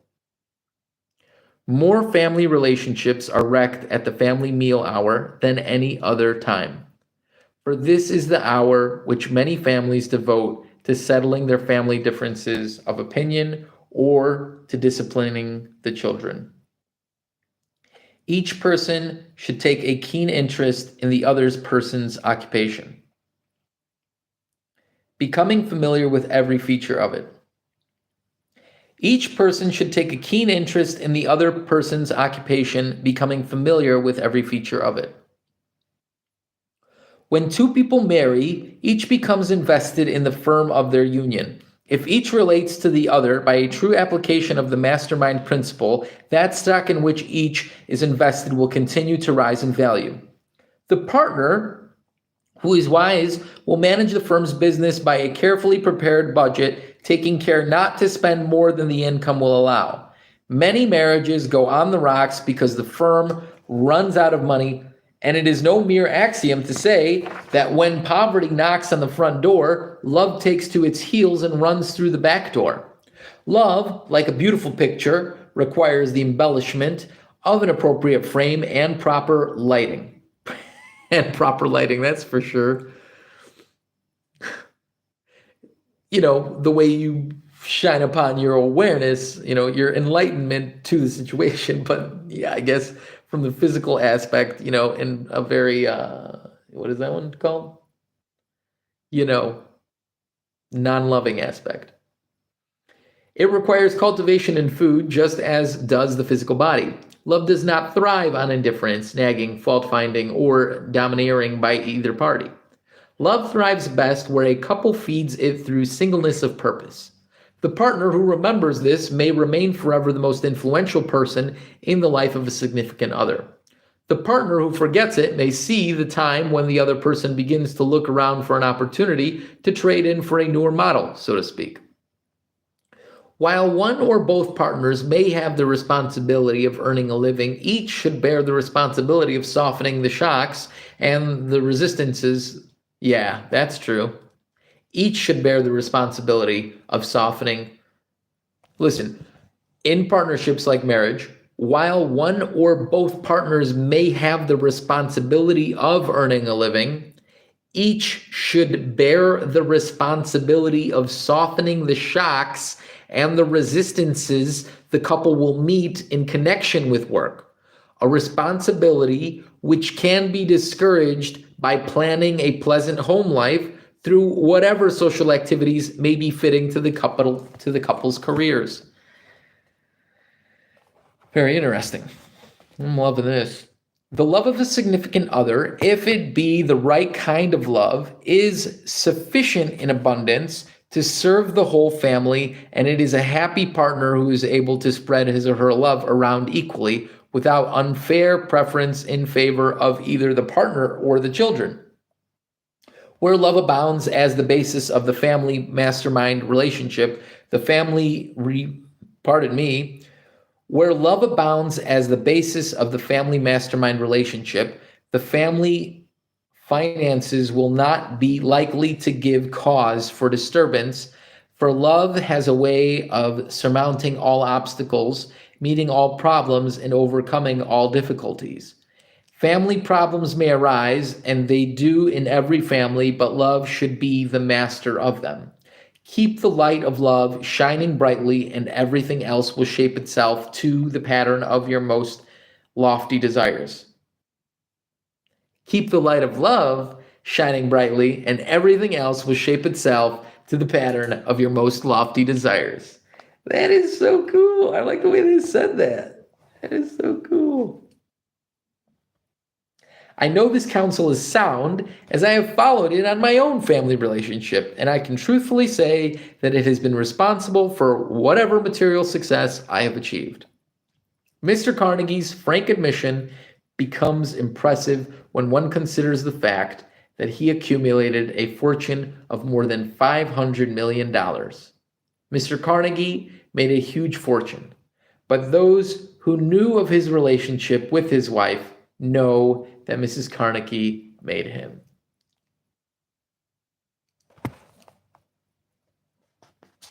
I was going to say one more section to this chapter, but because it seems like that's where he kind of ended his response.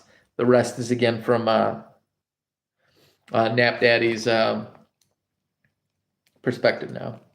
That was good. Other examples of mastermind relationship successes. Two more subjects in this section, and wow, this is grand. I hope you are receiving just as much grandeur. Other examples of mastermind relationship successes. To take up the subject of family mastermind relationships where Andrew Carnegie left it, this seems an appropriate place to call attention to the fact that his experience is by no means an isolated one. It has no secret among the personal friends of Henry Ford and his wife that the mastermind relationship between them was an important factor in the building of the great Ford industrial empire. The public heard very little of Mrs. Ford, but the fact remains that she was a powerful influence in Mr. Ford's life. From the earliest days of their marriage, in fact. Thomas A. Edison freely admitted that Mrs. Edison was the major source of his inspiration. They held their mastermind meetings daily, usually at the close of Mr. Edison's day's work, and nothing was permitted to interfere with these meetings. Mrs. Edison saw to that, for she recognized the value of her keen interest in all of Mr. Edison's experimental work. Mr. Edison often worked late into the night, but his homecoming found his wife awaiting him in keen anticipation of hearing him tell of his successes and failures during the day. She was familiar with every experiment he conducted and took an interest in them. She served as a sort of sounding board for Mr. Edison, through whom he had the privilege of looking at his work from the sidelines, and it has been said that she often supplied the missing link to many of his unsolved problems. It is believed by many that Mrs. Edison was responsible for the mastermind alliance that was maintained between Mr. Edison, Henry Ford, Harvey Firestone, and John Burroughs, the naturalist. These meetings were noteworthy enough to have been reported on by major newspapers at the time. If the mastermind relationship was considered to be of value to people of this caliber, surely it should be regarded as such by those who are struggling to find their places in the world. The princes of love and romance have played an important role in the lives of all truly great leaders. The story of Robert and Elizabeth Barrett Browning is replete with evidence that these unseen entities, which they recognized and respected, were largely responsible for the inspirational literary works of these great poets. History attributes the rise to military power of Napoleon Bonaparte to the inspirational influence of his first wife, Josephine. Napoleon's military successes began to wane when he allowed his ambition for power to cause him to put Josephine aside, and his defeat and banishment to the lonely island of St. Helena was not far ahead of this fact. One more time. History attributes the rise to military power of Napoleon Bonaparte to the inspirational influence of his first wife, Josephine. Napoleon's military successes began to wane when he allowed his ambition for power to cause him to put Josephine aside, and his defeat and banishment to the lonely island of St. Helena was not far ahead of this act. It may not be amiss to mention the fact that many of those in the business world considered a Napoleon of these times have met with the same kind of defeat for the same reason. With the high divorce rate these days, often partners will maintain their mastermind relationships until they attain power, fame, and fortune, then trade them in for newer models, as Carnegie expressed it. Listen, you have to love the person you're with. Like, think why you went there first. And if it was from a selfish reason, then toss it aside. I most likely, would share this aspect with others of our relationship, our relationship. I sought into it seeking like the person I want to live the rest of my life with and grow with in like the best way possible. So you have to keep that at the forefront. And I wanted to grow an incredible life together with her, intensely for huge. That's why you got to keep for hugeness, sake, like together, us both. So you need to stay focused on that matter, that if you're with your partner and you went into it in non-selfish reasons because you wanted to grow the best life ever with them, then that should be the focus. Even if you attain fame and fortune, even when you attain fame and fortune, it should be, with that previous aspect of, where will we grow together? Because surely both of you will want to grow, higher in that standpoint. So just a couple more pages here, and I'd love to answer any of your questions. And comment then if this is not live.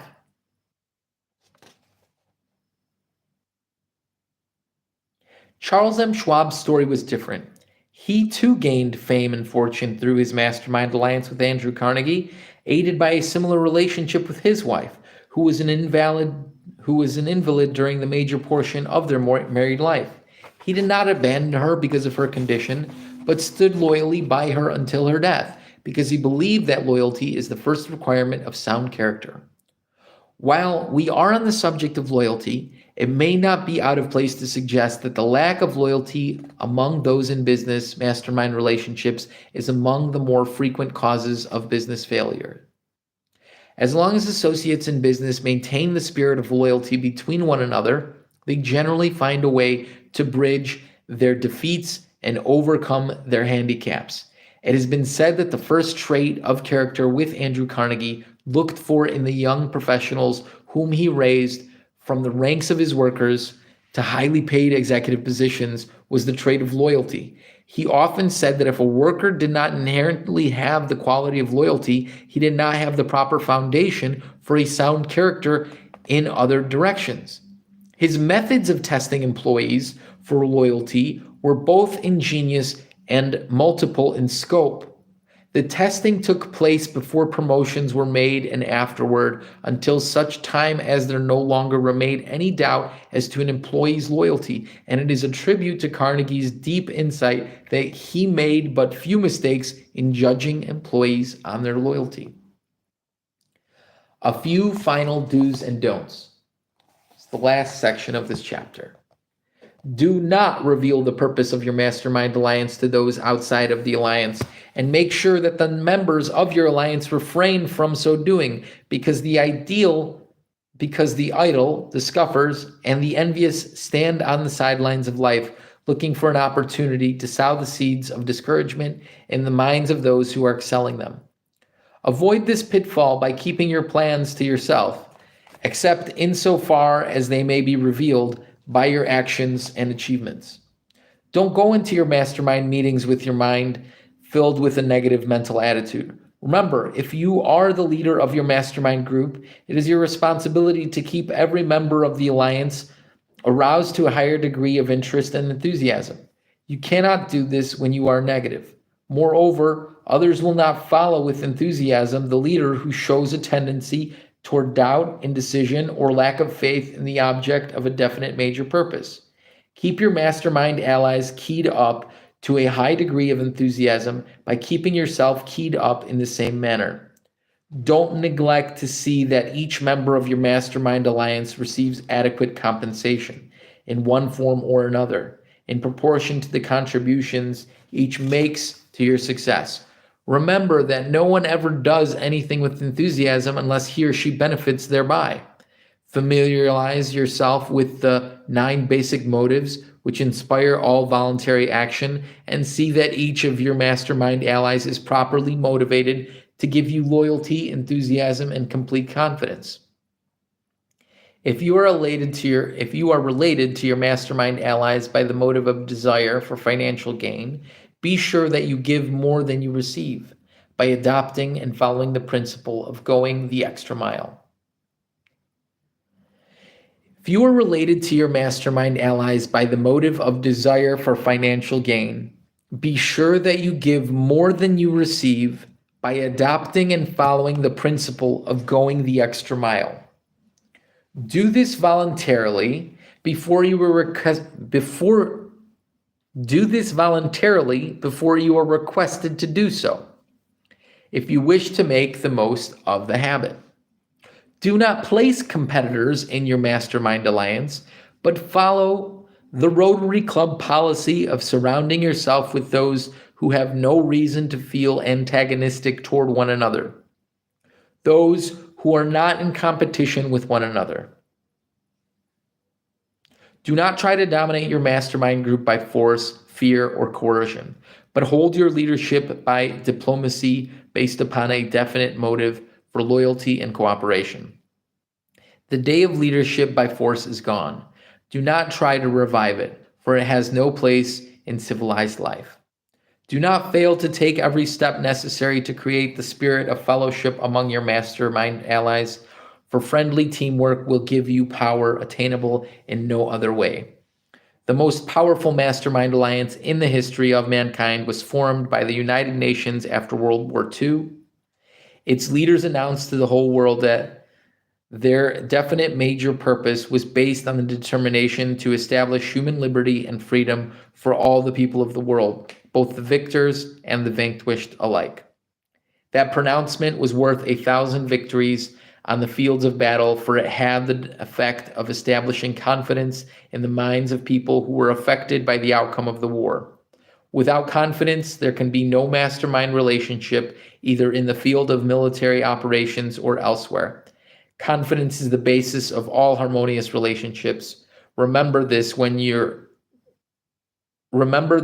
organize your mastermind alliance. Confidence is the basis of all harmonious relationships.